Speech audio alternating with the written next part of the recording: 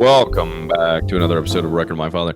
Today, we're talking about my useless liberal arts degree, books. So, here we go. What is my favorite book? I mean, the one that got me into reading, right, was Cormac McCarthy's The Road. I think that that's when I really began to understand prose and structure was really indicative of the reader, right, and what the reader enjoys. The way I think, I mean, I was diagnosed with ADHD when I was a child, about what was it, 7 or 8, and then this book that goes has these relentless run-on sentences really was really attractive to me because I saw something written for the first time that I could kind of understand, and I think that that was why I became a reader after was because after reading that book, it kind of opened the world to me that there were books out there that were much like me, right?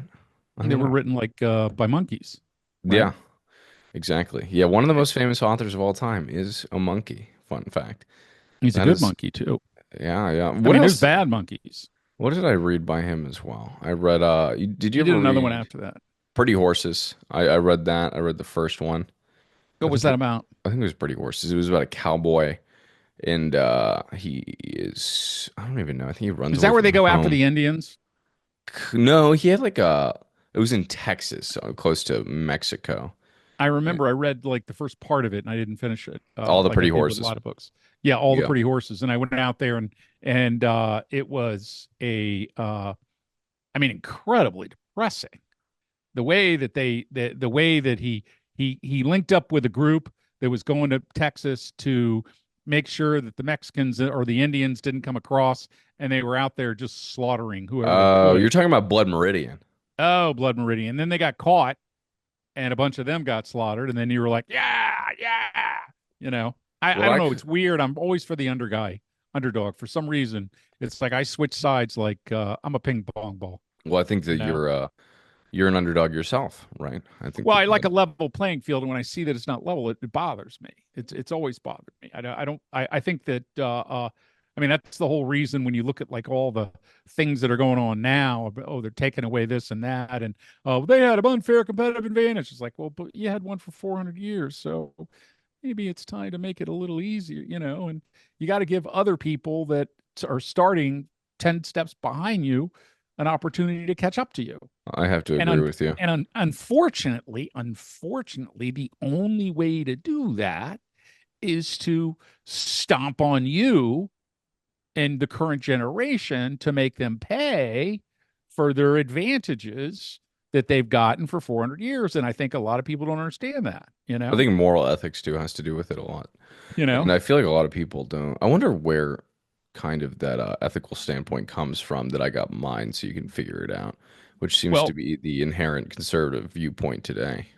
well, I think that a lot of it when you know it comes from reading, but I think that the more you expand your mind, the more that you see people out and what their trials and tribulations are, you start to realize that uh, they suffer a lot of pain unnecessarily, and they suffer it at the expense of what rules and regulations that have been passed that they've not had a hand in, and it seems unfair. And I'm like, you know, whatever you do, if you're going to give me something, then I think that, you know, it's fair to give something to someone else as well that has less. And uh evidently that's not the current marketplace. The current marketplace is, you know, I got mine, the hell with you, you know, or uh you know, here we were talking about books, and now we've kind of moved into this. That's another thing when you talk about books is like, look at what's happened in the country in the last, say,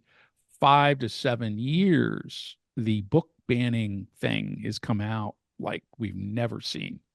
Yeah, We, which I think is when I really was a kid, we never, you know, interesting. they had nasty books all over the place. You know, you could read what's To Kill a Mockingbird. You could read anything you wanted.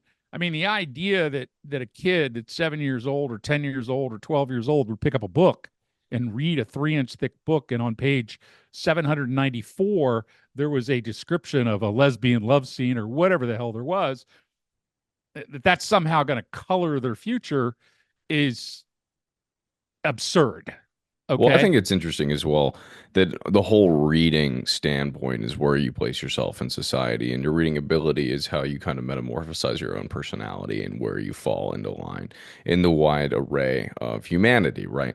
And when it's funny because I was reading recently the statistic, it's no longer 46% can't read above a sixth grade reading level. It's now 56%, which I think is starkingly high. And people can say, well, they can read at a sixth grade reading level. That's an ability to read a lot of books, right?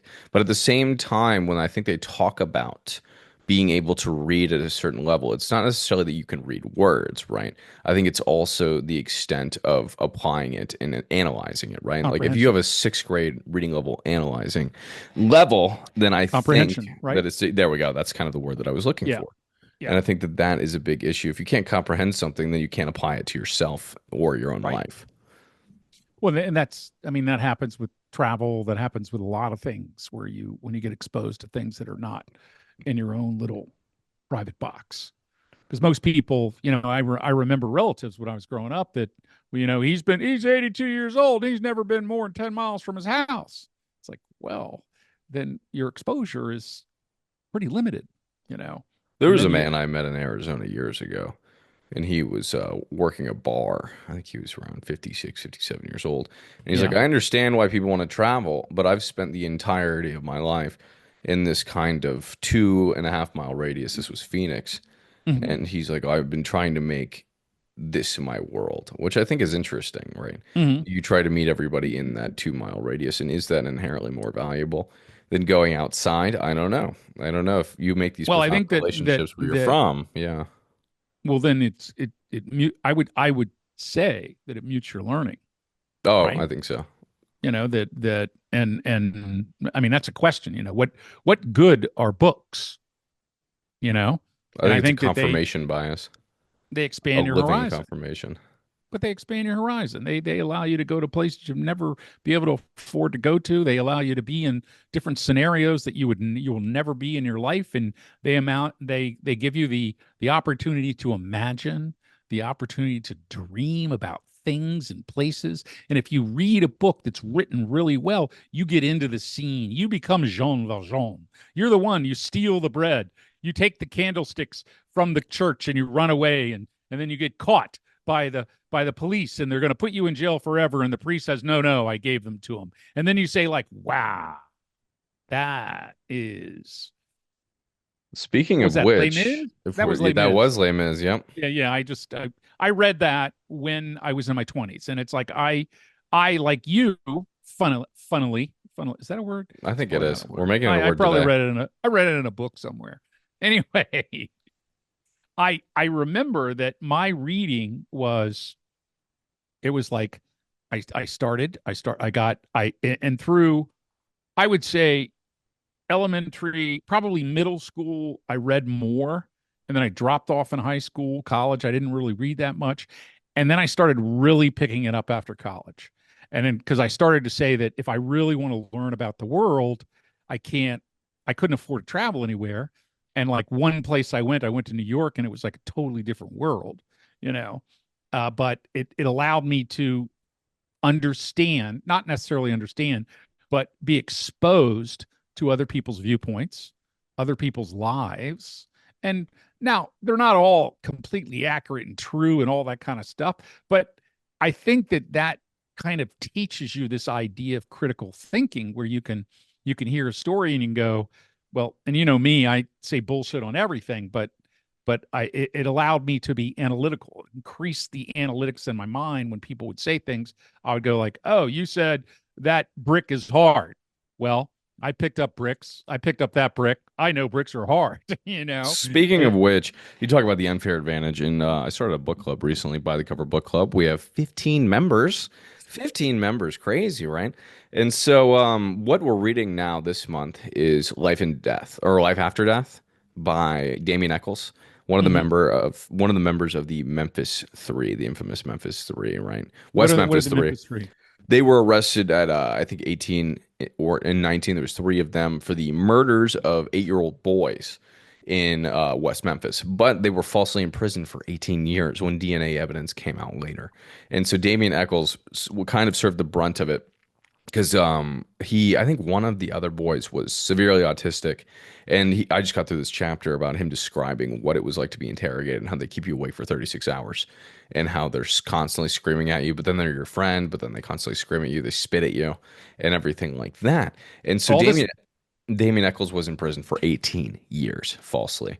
And so Johnny Depp and a bunch of other people, Eddie Vedder, and then also Eddie Van Halen, were stark supporters to get him out. He eventually was released and now lives a full life. But there's also a movie as well about Damien Eccles. But I think that experience and having the only escape be Rinzai Buddhism is starkly so odd to think that you can close your eyes and he was in Supermax, right? He was on death row for 18 years. And to think that your life could be taken from you at any moment, but with the capabilities of meditation, that you can live multiple lives within this small, like, what is it, 6 by 6 cell. I think that that's an incredible story. So are you talking about the Matrix? Kind of, yes. The Matrix I was in mean, your isn't mind. that kind of what that is, where they take people and they live off their whatever their output is? They feed them something, and they're the ones that run. You know, I I don't just know. couldn't imagine being falsely in prison for 18 years. I I think that couldn't. that would. I've been falsely accused many times, and it's not. You know, Mhm. I was not a good follow the rules in elementary school, middle school, or high school, and when something went wrong, I was constantly called to the office, and they would interrogate me, and they would ask me like, why did you do this? And I'm like, I don't know what you're talking about. I remember one case in point. I knew the people that did it. They We had a an assembly hall area, which is like a big stage with 500 seats, and it had curtains so they could divide them into classes. It's really, really state of the art high school in the 70s, you know. And when somebody I knew went into the hall, went up to the top and crapped, in one of the chairs, which is, I mean, That's foul. I that's couldn't do just, that. I don't think I've ever done it I outside of mean, a toilet that's except a just, tree one time. Yeah. yeah. Well, Uh, in dire need, yes, I have gone poo outside many times, actually, unfortunately, and it's unfortunately. none were by choice. Okay. If there was an alternative, I would have taken it. I don't think I've But ever, done that but I would never do purposefully. it to damage something else. But beyond that, they're accusing me, and I'm like, I wasn't there. I didn't do it. Well, were you in class? And I was in class, and well, you could have done it in between class. And I said, well, there's 7 minutes or 10 minutes in between classes, whatever. So you're telling me I ran out of the class, I went there. I didn't do it. I didn't do it. And that's all I kept saying. And they kept saying I did.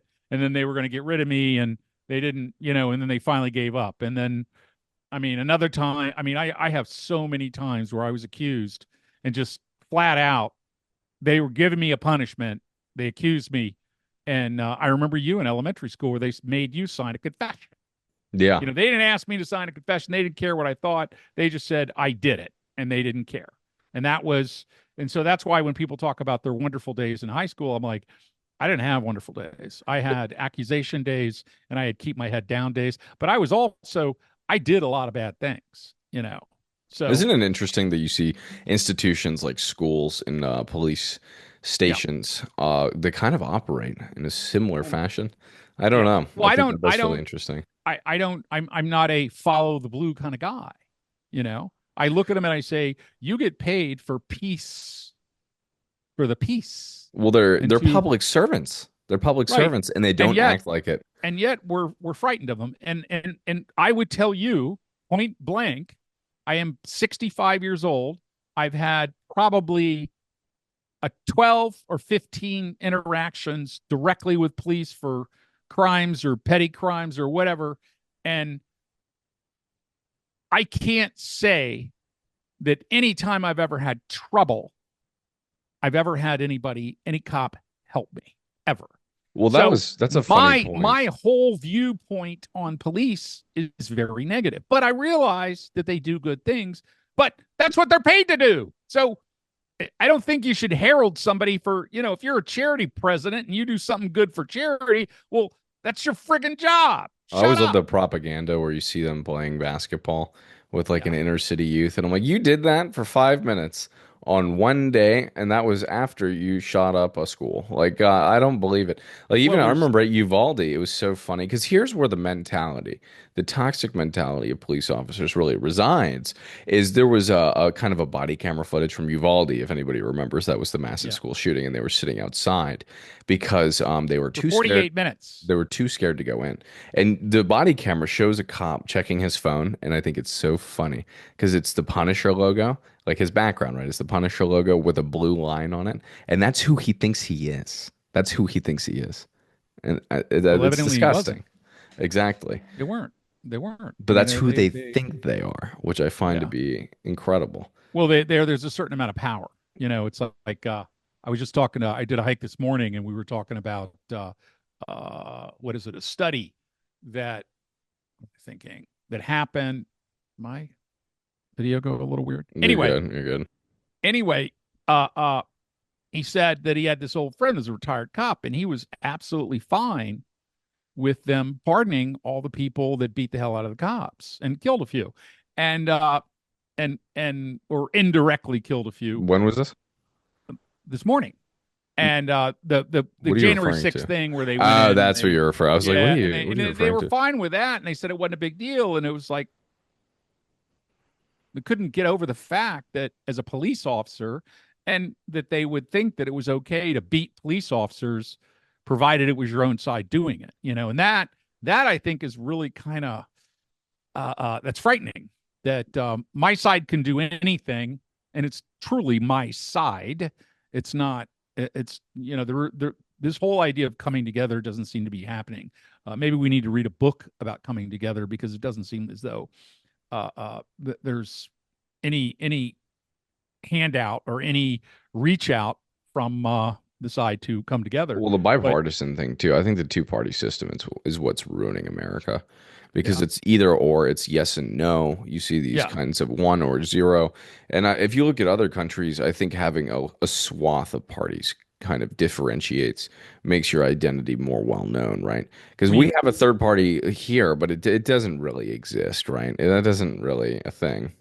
even if you're second, it's better than being third, and I think that that's the problem. You know, if there's only two of us here, it's got to be you or me.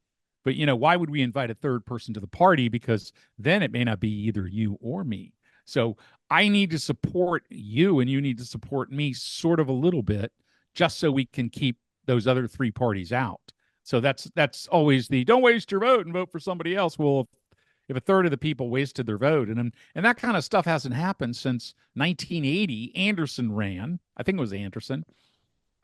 He ran and got like 14% of the vote or something, most ever. And then he got federal funding and all this other kind of stuff like that helped them grow his campaign. But you got to meet a certain minimum to get that money. And then now, when you look at money in politics, it's ridiculous that they spend uh, billions of dollars getting elected to presidencies, and they're spending hundreds of millions to be a governor. And you think about that and you go like, why? It's not about the job, it's about the power and what the power does. And we have a $23 trillion GDP, uh gross domestic product. That's what we make, the goods and services that the US makes on an annual basis. That's a lot of money that people chase. And the way they get that money is they get a cadre of politicians that support what they want. I don't know why And we've gone to such a you know, celebrity kind of status for the yeah, president. I think that's really when we started to fall off, is when we were asking celebrities to endorse other, like a presidential candidate, which I find to be so incredibly ridiculous. And yeah, both sides are at fault for this, of course. yeah. And I think that that's when you start seeing this disarray and this unseriousness in people. Yeah. I don't take it serious at all Hmm. anymore. I find it incredulous that we're relating something that was written in a doctrine that defined this country, akin to Leonardo DiCaprio or akin to Joe Rogan, and that establishes our, well, that's really kind of speaking on the intelligence of the voting population, right? But I think that that's really what it kind of peers to. that's that it, I would like to think that it was only more recent, but it's not. If you go back to there's a famous debate that happened in 1960 when Nixon ran against Kennedy and lost. And now they did a debate. And a lot of people in 1960 did not have television. Anybody that had television said that Kennedy killed him, wiped him out. But anybody that had radio said that Nixon won because he knew the policy, he knew the points, he knew everything. He was the smartest guy, but he looked nervous and so it became image. From then on, ever since you've been on TV, Well, that's not really it's about celebrity the image. endorsement. That's more No. But that's the yeah. celebrity of the person and the image and what they project. Whether or not they're a good person, bad person, or the other, it's about how we sell ourselves to the American public in a good way, a bad way, a muddy way, a lying way. You can tell and say whatever you want and then just deny. And I think that the checks and balances are being removed, quite all the time. The Federal Election Commission has been a null set for the last 20 years. It isn't just one side or the other. There's always there's 3 Republican commissioners and 3 Democrat commissioners, and they don't want to look up anybody's skirt for taking money. I think that this is a great conversation, but we can get back to books here Yeah. real quick. Yeah. What did I read as well this year that was kind of the unofficial first book of the book club Yeah. was Escape into Meaning by Isaac Pushak, who Hmm. started Nerd Writer back in 2012. And I think it's actually 2009. And he does these very analytical essay kind of YouTube videos with beautiful editing. And there was one that I remember where he analyzes James Gandolfini's acting in The Sopranos. There's another one where he analyzes a montage in the movie Parasite Yeah. and all of these different functions. But he wrote a book basically semi autobiographical. There we go. That's a hard word. And they're the first kind of essay, right? Because it's a group of essays, was about Thoreau, right? No, it was about Emerson, sorry. Yeah. And it was about Emerson and the idea of coming into your life. And have you ever come into your life in an understanding of who you are and your position of kind of how you interact with society? And I think that that was really interesting. You mean when you think about who you are, and I mean, I have trouble grabbing that concept of what coming into life means. Uh, I think a lot of I people mean, do. here it's as I retired, I can actually say that word. It's really hard to say. I've technically been retired for multiple years, and I do little things on the side here and there. And then people say, "You're not retired, you do that." And it's like, you do something once a quarter, and that's not working. I don't set my alarm in the morning.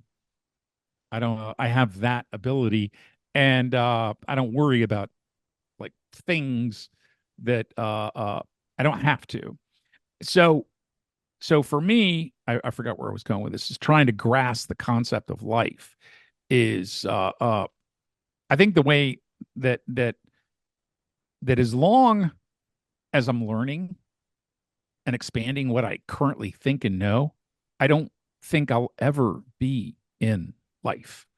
And I wonder, I wonder sometimes that I think too much about tomorrow and I forget about the moment, about the present. And I read that in the Zen, and I think the Hindis talk more about you know quit thinking about what you did wrong yesterday and killing yourself for that, or what bridge you're gonna what mountain you're gonna climb tomorrow. Enjoy washing the dishes today, you know. And Fair. I do catch myself doing that sometimes, and it is walking in the backyard with the dogs and looking at the birds, and just that to me is just a or doing a hike in the woods in the snow with the dogs running around and no one's around, and you just look up and you just go, life is just wonderful, and with no worries, and not overthinking too many things, that not worrying about things that may happen or things that did happen, but what is happening. And that's a hard concept. And that's why I'm reading that the book that I don't have in front of me and I can never remember the name. Oh, I know what you're talking about. Yeah, it was written by a Japanese man. I think it what was it 30. Chinese, Oh, Chinese, really? Chinese, yeah. I thought he was Japanese. Oh, well. But No, I even remember that. crazier that he wrote it in like 38 or 39, and it's Well, that was 19. at the time of the Yeah. when was the Boxer Revolution? That was like the No, 20s. no, this was when the Japanese were getting ready to go to war with the U.S. and they were before they'd Oh, gone into this was like the China. rape of Nanking, right? And stuff Right, like that. right. Okay, gotcha. Pre, Let's see. and I'm actually curious what date the rape of he Nanking talked was. about all the different things it's a very hard book. I think it's The Art of Living, Yes, I think you're right. and and when you read it, it's a very difficult book for me to read. I'm sure smart people can read right So through the it, but rape I of read it. Nanking was in 1937. Yeah, I think this book was published in 36, Oh, but wow. So this he was talks right he before. talks of foreign aggression. He talks about the rise of Hitler. He talks about all these different things about how they figure into how you live and how you treat other people and the things that you should enjoy in life. And it's like you wake up in the morning and he goes into extensive diatribe about trub whatever about the art of conversation and how that we need an elite so we can learn the art of conversation. We need to share that with everyone. And then he talked about waking up in the morning, and he said you should be able to wake up in the morning in your bed and smoke, you know, because smoking in the morning, laying in your bed and thinking about life in the world is one of the best, feelings in the world. That I'm is like, something that wow. I do, and I wake Yeah, up at around 8 or 7:30 or something like that, and I pretty much smoke a cigarette before I do anything, and yeah, I'll go outside. I won't bring my phone, and I'll just look at it, and there's a certain sort yeah, of serenity, and I think that it's funny about smoking because on paper it's the dumbest thing that you could possibly do in your life. absolutely. It's Yep. so dumb, and I was Yes. talking to Brian actually recently, and he was like, he was talking about smoking, and he's like, "It's why are we so stupid when we're so smart?" I think that that is that's I went to some. good school and I'm what? I think that that was funny. But what Yeah. was I thinking about as well? What did I read last year, 2 years ago? I think it was last year. Was Here at the New Yorker by Brendan Gill. That Yeah. was fantastic. It was a kind of an autobiography. Oh God, I read a lot of biographies. I'm starting to see a trend. But Yeah. about the creation of the New Yorker and when he kind of got put on in the 40s. I think he started becoming a columnist there in the 40s. And then after this, and you know how the New Yorker started, funny enough. No. So in World War One, you had this guy. I can't remember his name necessarily because I read the book 2 years ago. Shame on me. But he worked for the Stars and Stripes, right? And Hmm. so he immediately, or no, no, no. So he started basically on the front line, and then he Hmm. was an invader, and he ran away, and he was what is that? Kind of abandoning the army, and then he eventually picked up a job in We would call France. that a coward in other ways, but Yeah, it's no, which is why this is so deserter. funny. Deserter, there we go. That's the word I was looking Yeah, for. And deserter. then Yeah. he goes and then he works at the Stars and Stripes. And then they begin to question him. They're like, "Hey, why aren't you were registered here, but now you've been working here for a year. So what happened over there?" So he leaves France, comes back to the US, starts the New Yorker. So he just deserts entirely. Yeah. This wasn't Brendan Gill. This was the original creator of the New Yorker, who I'll actually look up currently. But then the story Wow. goes on, and then the magazine didn't turn a profit, I think, for the first 8 years. It was a Yeah. long, long time. And they had a financier that they worked pretty closely with, who was also a columnist there. But it was a long time that before they got big. And then it kind of goes into how the guy that wrote Catcher in the Rye, J.D. Salinger, worked for them. Also, the guy that wrote Midnight in Samara. Oh gosh, what is his name? Ah, it doesn't matter.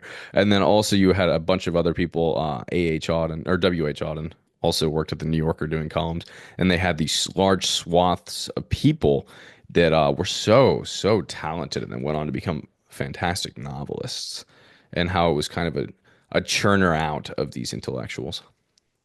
Well, I mean, when you think about today, it's like, I mean, I think of all the ones that do like Stephen King or Michael Crichton, he's dead, that do these thousands or hundreds of books. Who's the other one that does a ton of them? Stephen King. no. Besides King and besides Crichton, there's another one that Oh, does. just a quick go Yeah, back there. Harold Wallace Ross was the deserter, and then worked at the Stars and Stripes, and then created the New Yorker wow, in the early 30s, from what I remember. wow, 30s. Because Yeah, then, I mean, deserting what? yeah. You weren't at war, so it wasn't as horrible, I guess. But Mhm. deserting is deserting is deserting. Yeah. That's a big thing that they're pushing for now. Is to there's an idea that the younger generation should have 2 years of service Mhm. before they get free education. So he That's started a in way. actually 25. Sorry. So he Mhm. started in 25, but he was a deserter from Yeah. World War One. Yeah. Oh, World War I. Never got caught. Yeah, Yeah. that was horrible. I Yeah. mean, yeah. I mean, just like when you read the stories and you see, well, that's where modern plastic surgery started. Did you know that? And shell shock as well. The idea Yeah, of I the mean, all these PTSD was things a started then thing. because the basically the experimentation was on people. You know, if you're in a foxhole and a grenade blows up and you lose half your face, well, you look scary. So how do we make you look less scary? Uh, let's try to put some skin up there. Let's say what do we take your ass bone and cheek and put it up there and make another cheek for you? Holy crap, it worked. You Well, that know? was also when Sigmund Freud was kind of endorsing the whole aspect. Oh, you got all of these guys hooked on laudanum and other painkillers. Why don't we get them off with this new miracle drug called cocaine? Yeah. And then you It's kind still a of, miracle drug. oh, yes, it is. And then they ran into that issue. They're like, oh, no, it's actually equally as addictive as Dilaudid and otherwise. Yeah. But Well, here we at the did. New Yorker by Brendan Gill, because you know what's weird story about that book is I started reading who was it? Frank Lloyd Wright. So Brendan Gill wrote a biography on Yeah. Frank Lloyd Wright, and I couldn't really get through it. I read like maybe 150 pages of like 600, and I was like, this is kind of sour stuff because it's just like really analyzing the certain angles at which houses were built and what was transferred from the suburban home from the building in Chicago where he originally worked as an assistant to a large architecture firm. And I was like, okay, but I like this guy's intellectual basis on which he writes. So I'm sure that he's kind of inventive and creative in a different style of prose, right? In a Yeah. different book.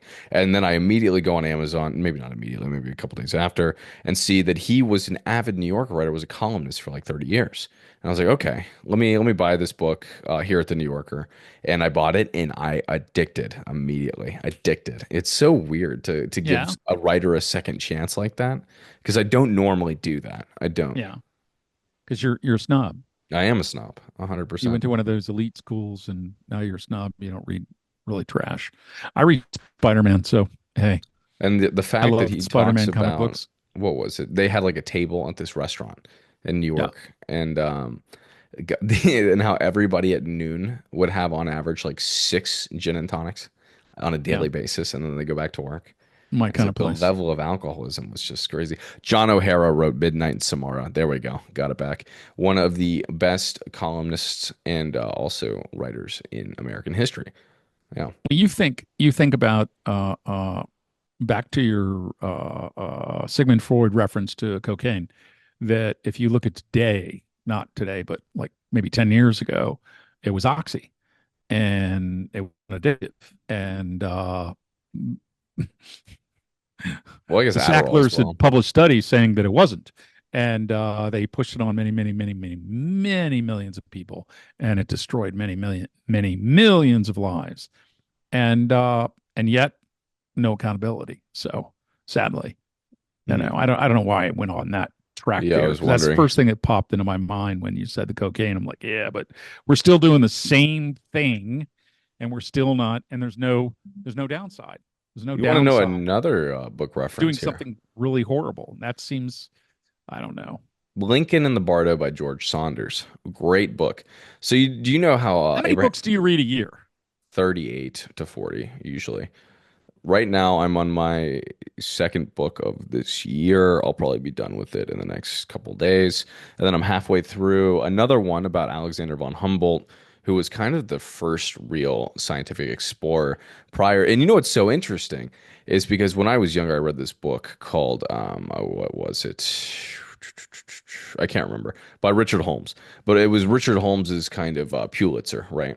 And so this was an excerpt from that book was about Joseph Banks, who discovered Tahiti, and how he was very like an ornithologist and also an herbologist, and he One collected all question: when these. you Yeah, say he discovered it, weren't there already people there? yeah, but I mean a white man kind of White man making, discovery. yeah, Okay, a white got man it, got it, got discovering it. it and kind of taking note of all the butterflies, the birds, and things like that, putting them in jars and what have you, which I don't know what it is ergonomically. Darwin did that in Galapagos. Yeah, exactly. Yeah. But Joseph Banks was actually a assistant to Alexander von Humboldt. Isn't that funny? Isn't that interesting? Wow. Yeah, but that was great. The That's a great spider. read so far. So so why do you read so much? Um, I would consider 42 books a year, 30 books a year, even 15 books a year a lot. I struggle, and I used to not struggle reading, but now it's I think it's my own fault. It's this. the phone I is killing me, and I think that's why I read so much. Is because when I'm on Instagram or I'm scrolling or something like that, I feel myself getting stupider. I physically feel the ailment of brain like issues coming in, and therefore that's why I read. I put the phone in a different room and I'll do it. you argue with people that you don't know, whose opinion you will never change, who may not even be people, they may just be a bot. And it's and I do it a lot, and I agree with you. But am I going Yeah. to change my behavior? And that's the I haven't gotten to where I tried to cut free of things over and over, and I do it for a while, and then I go back, and I gotta. I mean, seriously, when you start to look at the different ways of information, we talk about book reading and what people read. What they read today is uh just made up stuff that's exciting or agrees with their thought process, and not something that's written about that's a long story, because I don't read the internet. I don't people don't do have that. I patience. can't do There's no it. patience anymore. Well, how do you reach that crowd? How would you reach that crowd if you wanted if you write a book, and you've written a book? Uh, Yeah. how do you want? How do you want to get them out to say, "Hey, you got to read this book"? And it's like, I mean, if you don't get it, if you don't read it, you'll get AIDS. I mean, what are you going to do? I mean, It seems like an impossible feat nowadays to convince somebody because the whole issue with the reading online versus reading a book, right, is the mhm, amount of stimulation that you get from the blue screen. yeah, Because you get your endorphins get rushed. It's almost like right. running if you think about it. And it's really ocularly appealing. Whereas a book, like you find yourself getting tired within the first 10 minutes, 20 minutes if you're not used to Your it. mind wanders. Then that as well. And then a lot of people say, "Well, I'm not comprehending it." I'm like, You will use it subconsciously, and you won't even know." And I think that that's what a lot of people forget is that you do use it, but you don't even realize it. Mine is then the toughest book I've ever read, and I'm reading right now, is The Art of Living. And I read 2 3 pages, and I become like, I have to sit and think to understand it, because I used to be able to read a book really really quickly, like what the hell's the one, The Turn of the Century. I really like The Jungle. And Oh, I that mean, was to this day, I amazing. still remember very visual things about it. Or the first chapter book I ever read was Crazy Horse. That was in third grade, and I still remember uh, how the Apache would run up, and they would yell at the what is it, the military, to come out, and they'd come running out of the fort and chase them down, and they chase them into a trap every day, and the guys would just they couldn't figure it out. And then uh, I remember the end when they said that uh, who's it, Geronimo uh, fought, and that's why they shot him. And you're like, so this guy I mean, and I was in third grade, and I did not believe it. And that's what really struck me, is that this exposed you to new ideas and things. But the author said, and the author was citing sources, I think, I don't remember, but that Geronimo agrees to turn himself in, because all the Indians are turning himself in for fair treatment for his all of his people. And he goes up, and he gives up his gun and everything, and they handcuff him, and they're walking him into the prison, and somehow he turns around and fights and runs away, and they shoot him 65 times, and you're like, and I just thought about that, and I said, and I couldn't get it, and this is in third grade, and I said, and all I could say was no way. And the You skeptic know, was born, and nothing, and no way. everything That was was written it. I after mean, that. that was the what do you call origination of my skepticism. That's when it was born, because it was like, you wrote this in a book and you didn't like it, there's no way. And by all accounts, this is what happened. And you're like, well, the only accounts there were the military that shot him. So of course they said he ran away. They probably, chained him and then shot him, and then no one ever looked at anything. There was never any nothing, and that was that. They were just trying to get even because he'd slaughtered many of their people, which were taking his land and killing his people. So, it's just another the age old thing. I want what you got, and I'll kill you for it. Oh, here's another And I'll recommendation. make it look like it was your fault. Lincoln and the Bardo by Yeah. George Saunders. I think I was mentioning that earlier. But yeah, so basically the Bardo, right, is the kind of period in Buddhism between life and death, right? Mm-hmm. And so if you're familiar with Lincoln, Abraham Lincoln, his son died at a really young age while it was his dinner party, I think, for his second term, if I remember. His son Yeah. died of a fever. And so what this book is basically about is paired with a narrative of these ghosts seeing the son dying, right? And then it's paired with that narrative, with that kind of fiction narrative, right? And then with an anthology of firsthand experiences from the people at the party that viewed Lincoln and the son and Mary Todd and what they thought of her after the period at which he died. And it's really interesting because just knowing this kind of period at which a soul is wandering around the bardo, Mm-hmm. right? Yeah. And how that is basically analyzed through an actual speaking events through that anthology is nothing short of incredible. Because at first you're reading it, you don't really understand it, but then because the structure is so But strange, is because it you have these paragraphs, but then you have the anthology, right? The anthology part, and you don't really so get it's it kind of like until a Pulp Fiction book, right? I wouldn't say so. No, I Yeah. would because it's not Pulp Fiction isn't based on true events, No, no, right? no. I'm not saying by the events, but I'm saying the way it was. You see a scene, and then you see another scene, you see another scene, and they're not related until later. And you're telling me, yeah, no, no, it's not the same. Not really. But the I, anthology portion of it is you don't really understand in the beginning because I've never read something where it's a narrative base, like a not or a fiction narrative, and mhm. then you get into these like sentences, like it's just bullet point sentences. And you're Wow. you're reading and you're like, what is this? And you're like, oh, these people are describing what this novelist is basically inventing, which is nothing short of the most genius thing I've ever seen in my life. I've never seen a How book could you show that? Could you written show like that on that. film?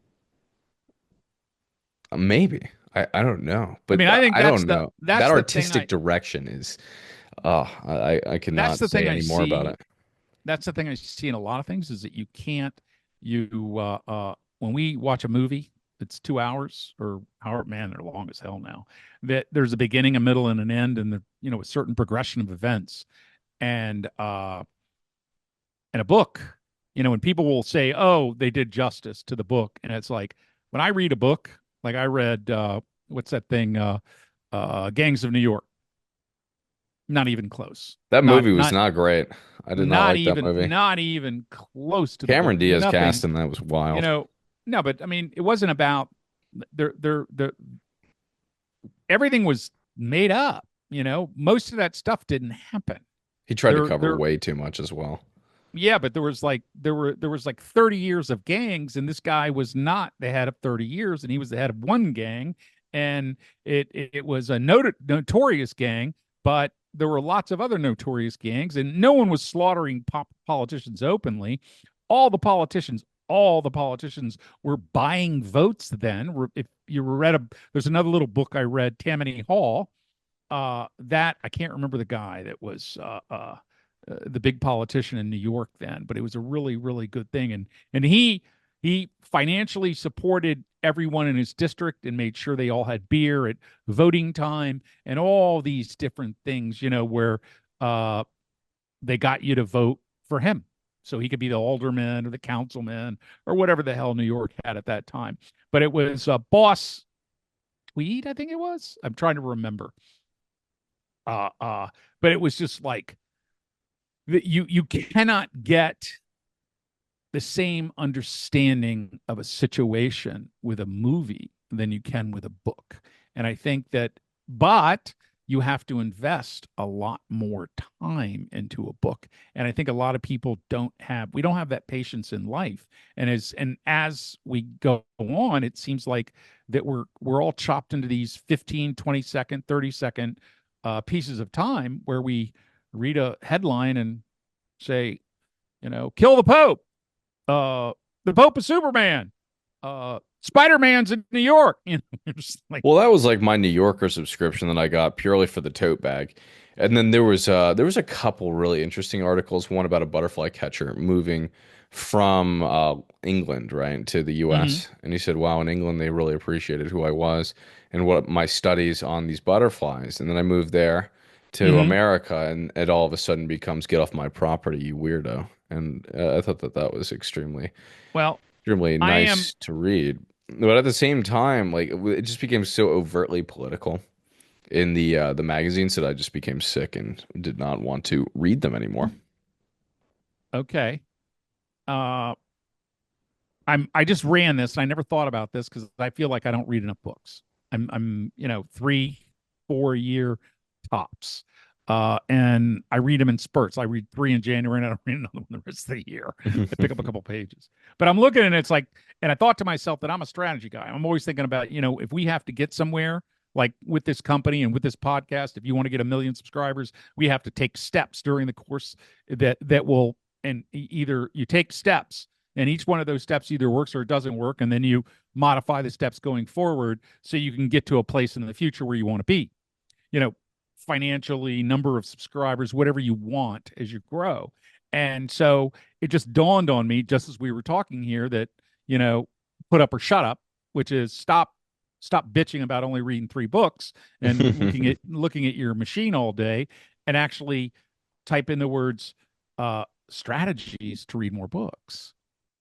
And because when you think about it, I think that people, uh well-read people that Mhm. read and understand about the world and things like that, are I mean, I want people in the United States and the world to be smarter. I want them to know more. I want them to be better educated. I believe that that is a wonderful thing. I don't think that people knowing too much is a problem. I think that people not knowing enough is a problem. And this is like, set a goal to read just a little more each day than you normally do. If you don't read it all, you can set a goal to read 3 to 5 pages a day. If you normally read 25 minutes each day, read for 30. How to actually read more books. What is the 50-page rule? That's the one where you read 50 pages. Putting your phone in a Uh, different room is definitely should be number one on that list because that is the number one problem. You hear a notification on your phone, you're immediately picking it up.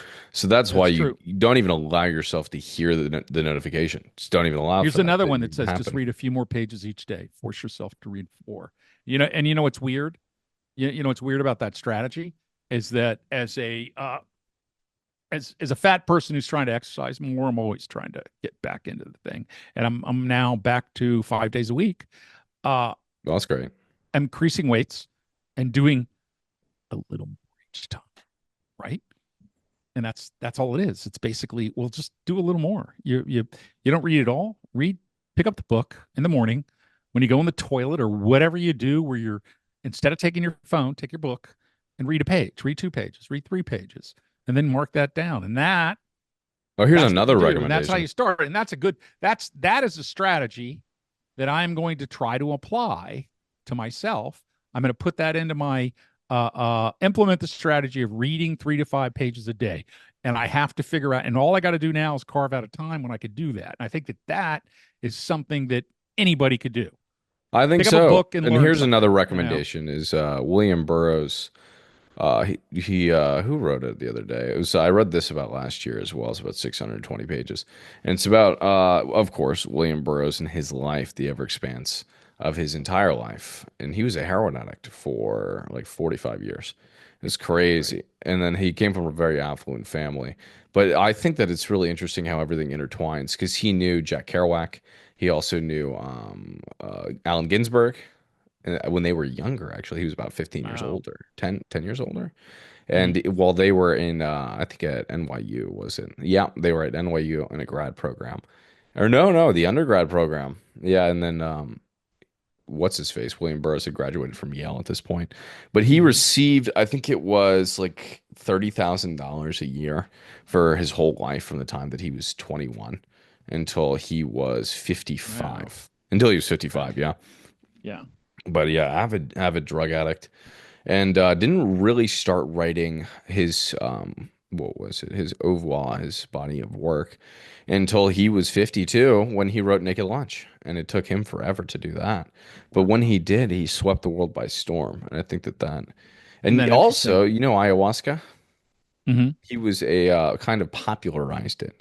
Yeah, he was the one that popularized Let's that. let's do acid and go jump in a hot sweat lodge and whatever, Well, right? he shot his wife in the face by accident in Mexico. So when he did that, because they would have this thing, like they were drinking probably 2 liters of tequila a day, because he was an Whoa. avid drunk. Yeah, I can't even do that. this is each, and they would do this William Tell thing where he's like, put the bottle on your head, and I'll shoot it off your head, right? And this time he misses. He shoots her in the face, kills her in front of their children that are like 5 and 6 or something. And who was it? I think it was Barry Burroughs was the kid, the son, right? And who said this the other day? I was reading this book as well. It was Midnight in Samara, and it kind of ends each chapter with a quote. And it was funny because Kerouac wrote this quote, and he said, "At least I'm not Barry Burroughs." And because Barry Burroughs went on to develop cirrhosis, have a liver transplant, and was not able to quit drinking and died at the age of 25. And I think that was I mean, dying of cirrhosis at 25 means you started at what, yeah, 10? yeah, exactly. I mean, my first beer was I was It might have been uh 28. Sorry. I was 5. It might have been So around 28. when was your first beer? 14? 14. Yeah. I mean, I didn't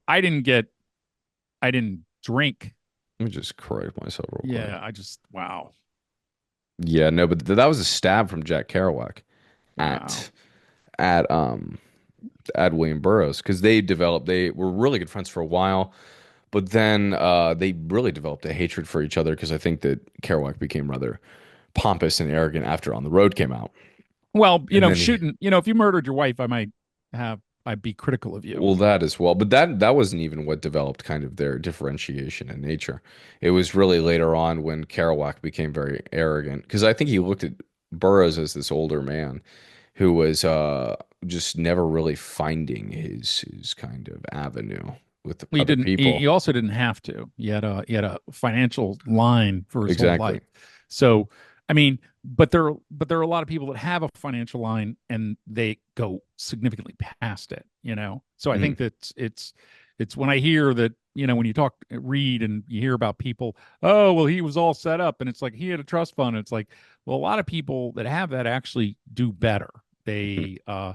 They help. They do thing. So it's not that it's immediately a recipe for death. It Okay, can so be. well, I just It want to can correct be. myself real quick. Is the so William? His name was William S. Burroughs Jr., but he went by Billy. That's why I thought it was that. Yeah. Okay, Yeah. interesting. But yeah, Kerouac made that quite a bit stab at him. Yeah, Wow. in the Books. in that John O'Hara. Well, John Hmm. O'Hara also was at the New Yorker. I don't know if he ever crossed paths I should have asked people with like William S. like Burroughs. I can't anybody remember. listens to the episode or watches it. Uh, I would like you to submit your favorite book. Give us a name, and we'll mention it in the next episode, which will be probably a few weeks out. And we'll mention your name, and we'll tell a dirty joke about your grandma if you tell us who she is. Okay, Well, we'll do that's speaking something of which. interesting. What time are we at on this here? Oh, we're at about an hour, so Oh, okay. we pretty much We and could and wrap up. We We could could wrap do up. that. We should do another one of these because I I like got a this. lot of books that I can talk about. Yeah, But you're whacked. you know what we'll do? We'll do a quick review of the books we mentioned. I think we mentioned Midnight in Samara by John O'Hara. We mentioned, oh gosh, what was it? The William S. Geronimo. Burroughs No, Crazy Horse. biography. Crazy Horse. It wasn't Geronimo. It was Crazy Horse. Sorry. We mentioned Crazy Horse. We also mentioned, oh gosh, I said Lincoln and the Bardo by George Saunders already. The I said Jungle by Upton The Sinclair. Jungle by Upton Sinclair. Les Mis by who wrote that? Oh gosh, was that the guy that wrote what was it? Uh, I know who wrote it too, but I can't remember their name. author. Author. Oh, Victor Hugo. Oh, Yeah. there we go. Yeah. Yeah. And Yeah. then I'm just looking What this was up. the other one? There was Les Mis. There was also the guy that oh god, there's so many. Oh, yeah, I just think about the we could go so much further with the number of books. What I would stress from this is that if you want to read more books, get a strategy, start it. I'm going to start that. I'm going to start that today. The next time we do one on books, say we do one in 30 or 45 days, you could say, Phil, did the strategy work? I mean, isn't that fair? I like that idea. And Yeah. also, we'll link the book club in the thing. You'll get a monthly email. Oh, there we go. William S. Burroughs' A Life by Barry Miles was what I just mentioned. Was that Barry Manilow's brother? I don't believe so. I actually know the Oh, okay. assistant to Barry Manilow, funny enough. Really? Interesting, isn't it? All right, well, we're wrapped up here. All right, we'll talk to you later. As always, recordmyfather.com and find us on YouTube, Instagram, Join the book club. Spotify, and oh yeah, we Join have the book and club. join the book club in the link below. Is We'll there a talk. link? There's a link here on for the book club? Or Yeah, there I'll be link it. one? I'll Okay. link it. I'll link it in the bottom. All right, see you later. Oh, one other thing. Did anybody notice how beautiful I look now on this perfect new camera that we put up? We're now in 4K.